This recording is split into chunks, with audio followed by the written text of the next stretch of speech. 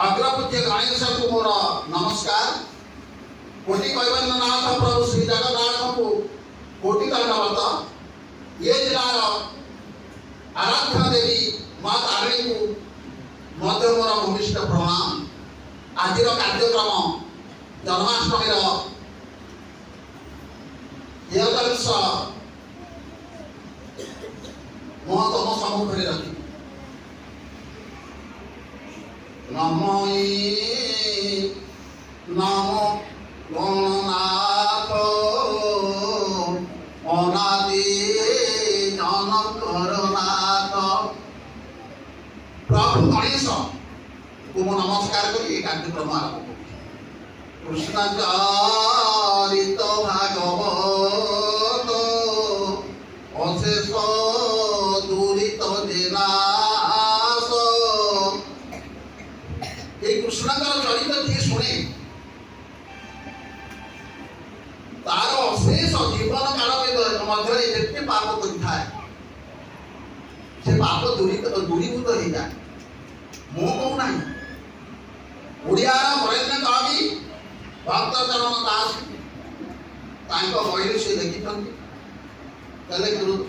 कृष्ण नाम रे पाप क्षय देते पापी करी न पारे पाप देते कृष्ण नाम को भजिले तरंती एही भव देह गाध पाई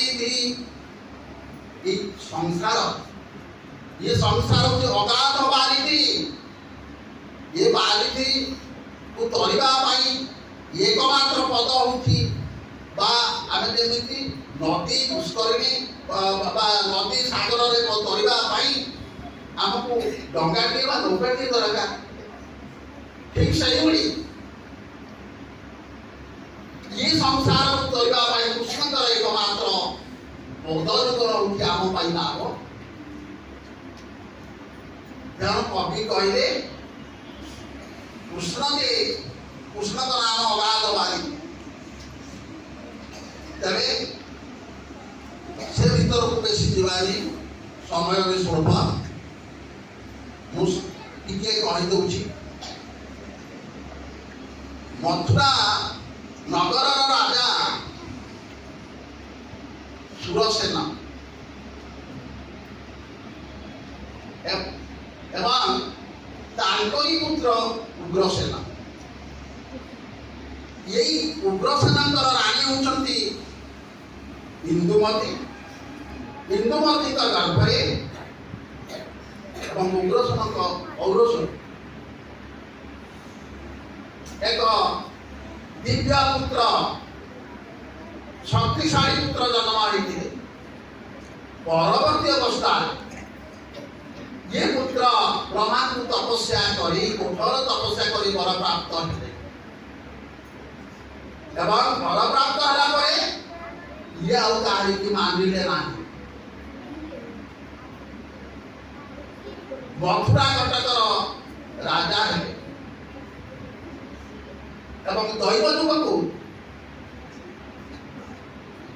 उग्रसेन जड़े भाई थे ना हूँ देवक गोटे झील थे ना हूँ देवक। ये देवकी जिते बह बयस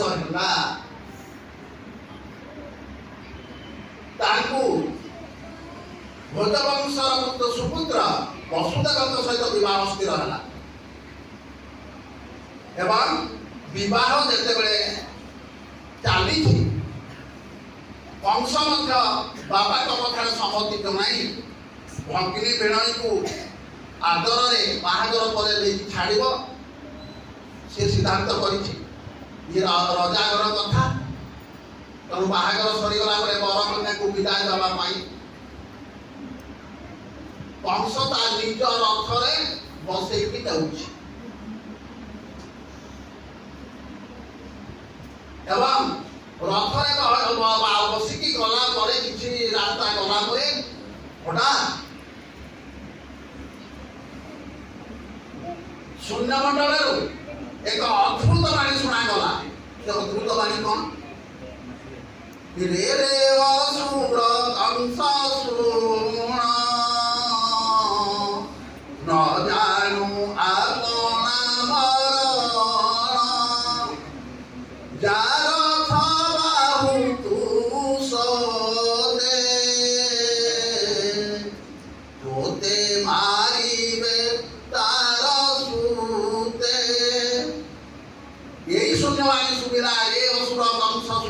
न जानु अपना मरण तू निजर मरण कथा न जानी जारथ बाहुतु सते आज आनंद मनरे भौणीर बाहागर बोली तू जार रथ बाहुछु सेई भौणी गर्भरु गोटे नुहे 8टी पुत्र जन्म हेबे एवं अष्टम गर्भरे तो बड़ी जन्म हेब यही कथा शुणिला कंस कंस रथ को फेरी आनिला एवं कौन कला ना भगिनी भिणई की देवकी वसुदेव को कारागार रे लेके बंद कर दला बंदी एवं कंस देवकी रो केश गुच्छ को टाणी ठंडा उंची बद्ध करबा पाई चाहला हाथ जोड़ी की वसुदेव कहले राजा कंस एटा गोटे काम तमे अनेक राजा को किनिछ ए भौणी को मारिले कौन तुमर दशा हो सही शास्त्र कही स्त्री गर्भिणी सुबोध पापंक मथे परमाद ये तिनी कर्म जे करंती आयुष थाउ से मरंती वसुदेव बुझेइले हे कंस ए नुए तोहर बई एहार पुत्र तोते मारी कहले कंस तू शून्य मंडल पानी शुणिलु शून्य मंडल जो पानी शुभुला देवकी मारिब बोली केबे कहिथिला कि ना तार अष्टम गर्भरे जो कोटी जन्म हब सीए तोते मारिब तेणु नारी बा स्त्री गर्भिणी स्त्री शिशु शोषा शोषा अर्थ भौणी ये बद्धयोग्य नुहे वीर माने एमानकु बद्ध करती नहीं कि प्रकार वीर भौणी को मारू गोटे काम कर कंस उत्तर दउछि मूलु माइले जीवसई देवंक संगे कृपा करी कंस उत्तर दउछि याको मूल देवकी को मूलु मारिले ना ता पुओ जन्म हब मते मारिब अनेक बुझेइला परे वसुदेव कहले हे कंस गोटे कथा सुन तू देवकी को मारना विवाह हेछि ये स्वामी कौन जानी नहीं तू गोटे काम कर या गर्भरु जो संतान गुड़िक जन्म हे मु त्रिवार सत्य करुछि जो दिन जन्म हे मु तोरी कोड़ आनिकी देदे तू मारिदे कंस वसुदेव कथा राजी है देवकी वसुदेव को नहीं बंदी मंदिर में रखीदेला हाथ में शिकुड़ी लुहार शिकुड़ी बांधिकी देला रही बरसे बरस देवकी उद देवकी गर्भ जे संचार समय क्रम वर्षक पर वर्षे देवकी गर्भ संचार गोटे प्रथम कोटी जन्म है वसुदेव से पुआ को नहीं सत्यानुसार सत्य पृथ्वी आग जात सत्य हुए बाणीपात सत्यटा हूँ चारि जुगे सत वसुदेव सत्य संध भोजवंशर जन्म से कहते एक अंश देवकीकर पुत्र जन्म हेले तो बल समर्पण करदेवी से सत्य को मानी आनी पहुंचे कंस देखला ସୁନ୍ଦର ଗୁଲଗୁଲିଆ ପୁଅଟେ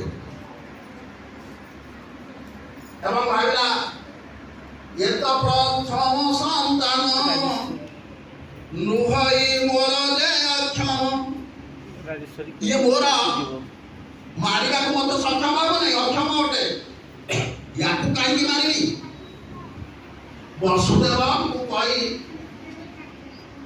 କହିଲା ଏ ନେଇଯା, ତୋ ପୁଅକୁ ନେଇଯା। ବସୁଦେବ ଆନନ୍ଦିତ ମନରେ ପ୍ରଥମ ପୁଅଟିକୁ ନେଇଛନ୍ତି, ଧରିକି ଆସିଲେ ଦେବତୀଙ୍କ କୂଳରେ ଦେଇଛନ୍ତି। ଦେବା ପରେ ଦେବତା ମାନଙ୍କର ମଧ୍ୟରେ ବାରେଣୀ ପଡ଼ିଲା। କଂସ ଦେବେ ସ୍ନେହ କରିବ, ମୃତ୍ୟୁର ଦିନ ଦୂରେଇବ, ମୃତ୍ୟୁର ଦିନ ଦୂରେଇବ, କଂସ ଆଉ ମରିବ ନାହିଁ। ତେଣୁ ଦେବତା ମାନେ କଣ କଲେ? ବିଚାର କରି ନାରଦକୁ ପଠେଇଦେଲେ। ନାରଦ ଆସିଲେ, ଗଜଦନ୍ତ ପଲକରେ କଂସ ଶୋଇଛି। କହିଲେ ହେ କଂସ, ମୁଁ ଏକ ବିଚିତ୍ର ଦୃଶ୍ୟ ଦେଖିଲି। ତୋର ମୁଁ ଜାଣିନି ତୋର ମରଣ ପାଖେଇ ଆସିଲାଣି।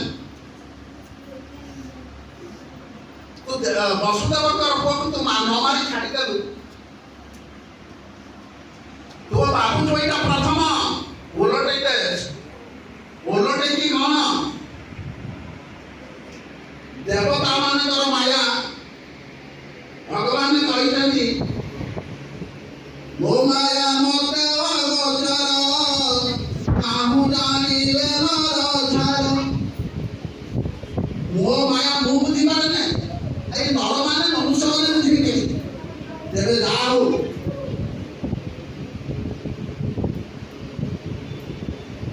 କଂସର ମନରେ ଉଚ୍ଚାଟ ଜନ୍ମାଇ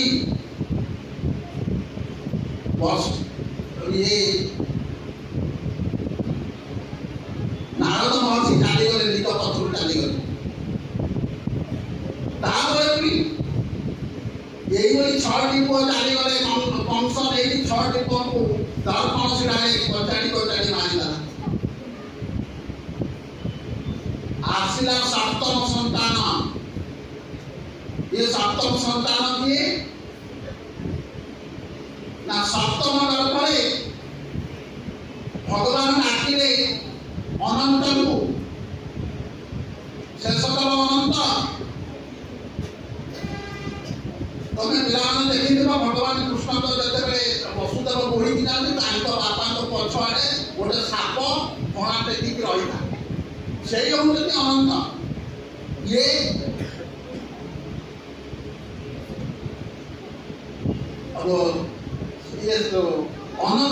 ଅନନ୍ତ ଜନ୍ମ ହେଲେ 7ମ ଗର୍ଭରେ, ଦେବକୀଙ୍କ ଗର୍ଭରେ ପୁଣି ଗର୍ଭ ସଞ୍ଚାର ହେଲା। ଭଗବାନ ଡାକିଲେ ମା ଅମ୍ବିକାକୁ, ଦୁର୍ଗାକୁ ଡାକିଲେ, ଅମ୍ବିକା ଶୁଣ ତୁମେ ଏବେ ଚଳିବ ଗୋପବନରେ। ଏ ଅମ୍ବିକା ତୁମେ ଶୁଣ, ମର୍ତ୍ତ୍ୟପୁରରେ ନାହିଁ ଉପସ୍ଥିତ ହେବ ମଥୁରା କଟକର କଂସର ମନ୍ଦିର। ଦେବକୀ ଦେବୀଙ୍କର 7ମ ସନ୍ତାନ, ତାହାଙ୍କୁ ଗର୍ଭରେ ଭରି ରୋହିଣୀ ଗର୍ଭରେ ଶୋଇବ। ଭଗବାନ ନିର୍ଦ୍ଦେଶ ଦେଲେ ଯେ ରୋହିଣୀଙ୍କର, ବସୁଦେବଙ୍କର ଅନ୍ୟ ସ୍ତ୍ରୀର ନାଁ ରୋହିଣୀ, ଏବଂ ସେ କଂସ ଘରରେ ଗୋପପୁରରେ ଯାଇକି ବୃଦ୍ଧା ବୁଢ଼ୀ ଗାଈ ହିସାବରେ ଗୋପପୁରରେ ରହୁଥିଲେ। ସେଇ ତାଙ୍କରି ଗର୍ଭରେ ଏ ପୁତ୍ରଟିକୁ ନେଇକି ରଖିଲେ। ସେ ପୁତ୍ରଟି କିଏ? ସେ ପୁତ୍ର ହଉଛନ୍ତି ପ୍ରଭୁ ବଳରାମ। ବଳରେ ନୋହେ କେହି ସମ, ଏଣୁ ତାଙ୍କର ନାମ ବଳରାମ। ତାଙ୍କର ବଳରେ ତାଙ୍କୁ ପ୍ରକାଶରେ କେହି ପରାସ୍ତ କରିପାରିଲେ ନାହିଁ। ତାଙ୍କ ବଳ ଅନୁସାରେ ତାଙ୍କର ନାମ ହେଲା ବଳରାମ ରହିଲେ। ଏବଂ ଆମେ ଅଗଷ୍ଟ ମାସ 19 ତାରିଖରେ दिवस पालन कर कृष्ण बड़ भाई रूप में जन्म होती बलदेव तापरे अंबिका को कहले कृष्ण ये भगवान कहले तुम्हें या अष्टम गर्भरे जन्मी अष्टम गर्भरे मुझे जन्म लाभ करी जन्मांतर मो बाबा वसुदेव मत लेकिन गोपपुर थोड़ी एवं से तुम्हें कन्या रूप में नंद राणी कोल कन्या रूप में जन्म हम मत थोड़े तुमको बाहुड़ा आने ये भगवान तो निर्देश जोगमाया दुर्गा गर्भ को आकर्षण करके नहीं गले थोड़े रोहिणी गर्भ में बलराम अन्य नाम होती संकर्षण एवं सीए निजे कन्या रूप में यशोदांक कोल जन्म है एवं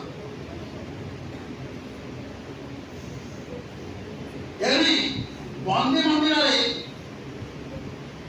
देवकी गर्भांतरण आरंभ है पुत्र जन्म हमार समय आसला जन्म हेले प्रभु कृष्णचंद्र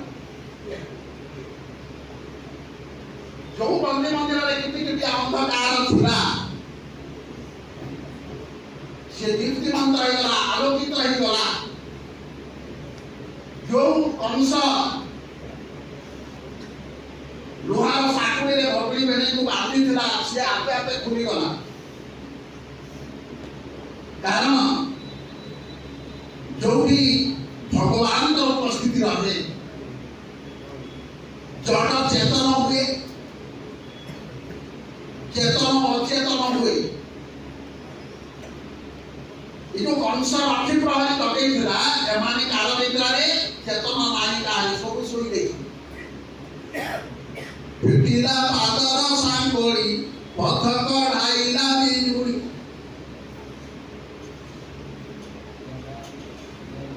बिजुड़ी वर्षा घन घन होउछि प्रभु कहले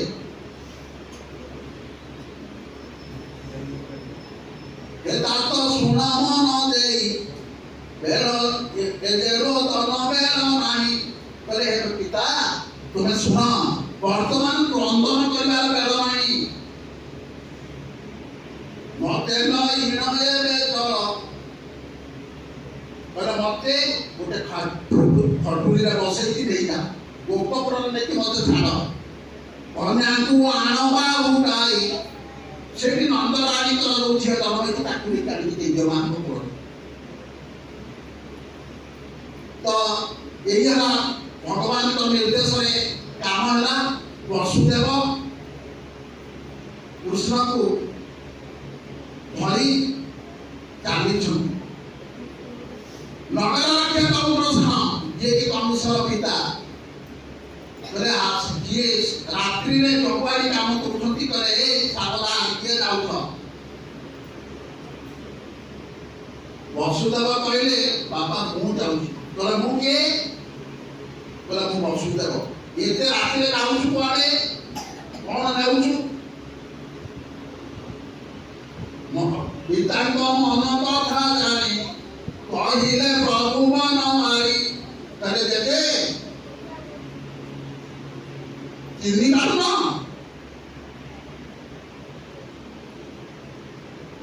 ମୁଁ ସ୍ୱୟଂ ଭଗବାନ ଜନ୍ମ ନେଇଛି କଂସର ମୃତ୍ୟୁ ପାଇଁ ଭକ୍ତ ପ୍ରବଳ ଉଗ୍ରସନ କରୁଛି ତୁ ଯେବେ स्वयं भगवान देखाओ शंख चक्र थीन ए तू भगवान बोली कहूछु तू प्रभुतर भगवान मु सुनिछि भगवान पात्रे शंख चक्र गदा पद्म ये सब था तू तो दे भगवान देखा तो दिन प्रमाण दे भक्त प्रभु उग्रसेन भगवान कृष्ण देखे देले शंख चक्र गदा पद्म भक्त श्रेष्ठ उग्रसेन नम ନମସ୍କାର କଲା ପଡ଼ିଗଲା ବସୁଦେବଙ୍କ ପାଦ ତଳେ। ଆଉ ନିର୍ଦ୍ଦେଶରେ ପ୍ରଭୁ ଭାବ ଗ୍ରାହୀ କଲେ ଏଠି ବେଶୀ ଏ ଉଗ୍ରସେନ ଶୁଣ, ତୁ ପୁଣି ବୋଇବୁ ରାଜନ, ମୁଁ ତତେ କଥା ଦଉଛି ତୁ ପୁଣି ରାଜା ହେବୁ।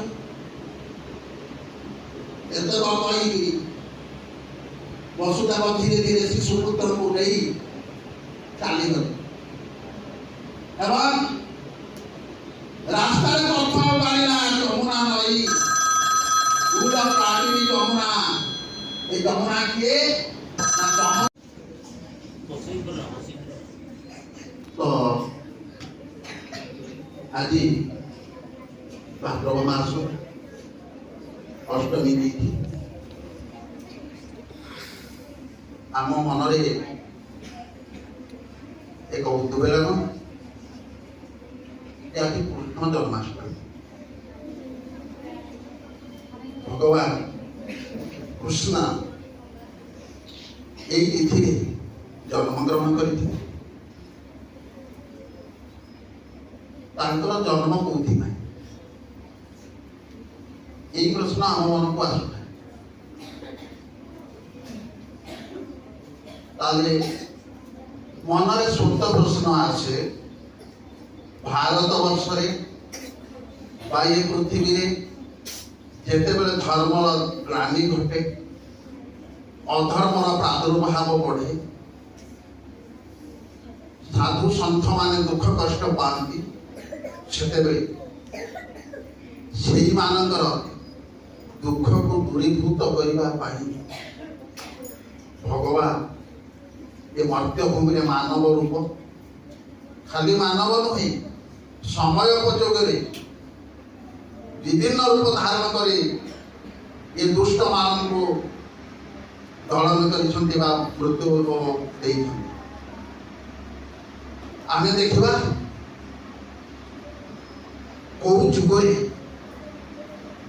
କୋଉ ଅସୁରକୁ ନିଧନ କରିଥିଲେ ଭଗବାନ। ସତ୍ୟ ଯୁଗ ମୁରାସୁର, ତ୍ରେତୟା ରାବଣ, ଦ୍ୱାପର କଂସ। ବର୍ତ୍ତମାନ ଆମେ ଯୋଉ ଯୁଗରେ ପଦାର୍ପଣ କରିଛନ୍ତି ଇଏ ହେଉଛି କଳି ଯୁଗ। ଏ କଳିର ବଡ଼ ଅସୁର କିଏ ଜାଣିଛ? ନାହିଁ, କିନ୍ତୁ ଅଛି, ଆମ ପାଖରେ ଅଛି। ଏ କଳି ଯୁଗର ବଡ଼ ଅସୁର ହେଉଛି ମୁଁ। ଯେତେବେଳେ ମନୁଷ୍ୟ ଅହଙ୍କାର ବଶବର୍ତ୍ତୀ ହେଇ ପ୍ରତି କ୍ଷେତ୍ରରେ ମୁଁ କଲି, ସେତେବେଳେ ଏ ଅସୁର ଆମକୁ ମାଡ଼ି ବସିବ ଏବଂ ସମାଜକୁ ଧ୍ୱଂସ କରିବ। ତେଣୁ ସେଇ ମୁଁ ନାମକ ଅସୁରକୁ ବିନାଶ କରିବା ପାଇଁ ବା ଅହଂ ଶବ୍ଦର ବିନାଶ ପାଇଁ ଆଜି ଆମେ এই প্রকোষ্ঠ মধ্যে একত্রিত হয়েছেন। আমি সেই কৃষ্ণচন্দ্র যে কংসକୁ বধ କରିଥିଲେ ତାଙ୍କରି ଆଜି ଆମେ ପୂଜା ଉପାସନା କଲେ, ତାଙ୍କ ବିଷୟରେ ଜାଣିବା। କାହିଁକି ସେ ତ ଦେବାଦିରାଜ ସମଗ୍ର ଦେବତାଙ୍କର ମୌଳି ମଣ୍ଡନ, ସେ କାହିଁକି ଆମ ଭଳି ମନୁଷ୍ୟ ଶରୀର ଧାରଣ କଲେ, ଦୁଃଖ କଷ୍ଟ ସହିଲେ, ବନ୍ଦୀ ମନ୍ଦିରରେ ରହିଲେ। ଏର ଭାଗ ଏଇ କଥା ଆଜି ଆମେ ଶୁଣିବା ଏବଂ ଏଥିରେ ଶୁଣିଲେ ଲାଭ କ'ଣ? ଆମେ ସଦାବେଳେ ବର୍ତ୍ତମାନ ଯୋଉ ପରିପ୍ରେକ୍ଷୀରେ ଆସିକି ରହୁଛନ୍ତି, ସଦାବେଳେ ଆମେ ଲାଭ କ୍ଷତିର ହିସାବ କରନ୍ତି। ଏଠି এই কথা গুলিক শুনিলে মোর লাভ কଣ ହେବ? মନରେ প্রশ্ন আসে, ମୁଁ এই পাঠ পড়িলে মোর লাভ কଣ ହେବ? ତେବେ এই যে পবিত্র গাথা,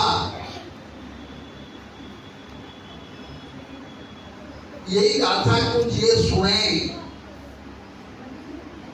ଯିଏ ପଚାରେ, ଯେ ବୁଝି ନ ପାରିକି ଯେ ଶୁଣ ଜଣା ଯେ ବୁଝି ନ ପାରି ପଚାରେ ଯୋଉ ବ୍ୟକ୍ତି ଅନ୍ୟକୁ ବୁଝେଇବା ପାଇଁ ସାହାଯ୍ୟ କରେ କି তিনি ଏ ବାକ୍ୟରୁ ଏ ଯୋଉ ଦୁଃଖ ଶୋକ ଜର୍ଜରିତ ହେଉଛନ୍ତି ଆଜି ଏ ତିନି ତାପରୁ ମୁକ୍ତି ପାଆନ୍ତି। ସେଥିପାଇଁ ଜଗନ୍ନାଥ ଦାସ ଓଡ଼ିଆ ଭାଗବତର ରଚୟିତା କହିଲେ ଶ୍ରୋତା ଭୋକ୍ତା ଯେ ପଚାରି ଏ ତିନି ଜାତି ଆପେ ଧରି। ତେଣୁ ଆମେ ଜୀବନ କାଳ ଭିତରେ ଆମେ ଜାଣତରେ ହେଉ ଅଜ୍ଞାନବଶତା ହେଉ ଅନେକ ପାପ କରିଛନ୍ତି। ସେ ପାପ କର୍ମରେ ଲିପ୍ତ ଅଛନ୍ତି। ଏହି ପାପରୁ ମୁକ୍ତି ପାଇବା ପାଇଁ ଏକମାତ୍ର ପନ୍ଥା କୃଷ୍ଣଙ୍କର ପାଦ ପଦ୍ମରେ ଆମେ ଶରଣାଗତ ହେବା। ଏହି ହେଲା ଆମର ଜନ୍ମାଷ୍ଟମୀ ପାଳନର ତାତ୍ପର୍ଯ୍ୟ। ଆମେ ଏହି ଉଦ୍ଦେଶ୍ୟ ନେଇଛନ୍ତି ଭିତରେ ଆମ ଭିତରେ କୃଷ୍ଣ ପ୍ରେମ ଭାବ ଜାଗ୍ରତ ହଉ, ଭଗବାନ ଆମକୁ ସଦ୍ବୁଦ୍ଧି ଦିଅନ୍ତୁ ଏବଂ ଏ ସମାଜର ମଙ୍ଗଳ କାମନା କରିବା। ସମସ୍ତଙ୍କ ଆମେ ବିଶ୍ୱ ଭାତୃତ୍ୱରେ ବାନ୍ଧି ହେବା। ତେବେ ଆସନ୍ତୁ ଶୁଣିବା କୋଉ ପରିସ୍ଥିତିରେ ଭଗବାନ ଜନ୍ମ ହେଇଥିଲେ ବନ୍ଦୀ ମନ୍ଦିରରେ।